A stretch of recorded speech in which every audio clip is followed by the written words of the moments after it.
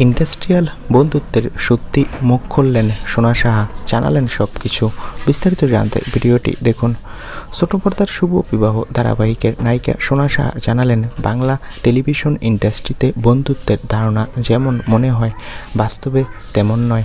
কাজ চলাকালীন শুটিং সেটে একে অপরের সঙ্গে আউটিং, খাওয়া দাওয়া, মজাই অন্যরকম হলেও কাজ শেষ হলে বন্ধুত্বের সম্পর্ক অনেক সময় টিকতে পারে না। সোনা বলেন, ইন্ডাস্ট্রিতে এমন বহু বন্ধুত্ব দেখেছি যা কাজ শেষ হলে আর থাকে না। কখনো কখনো কেউ ভালো কাজ পাবে কিনা সেটাও বন্ধুত্বের উপর প্রভাব ফেলে। কেউ ভাবে হয়তোবা তার কাজ অন্য একজন নিয়ে নেবে।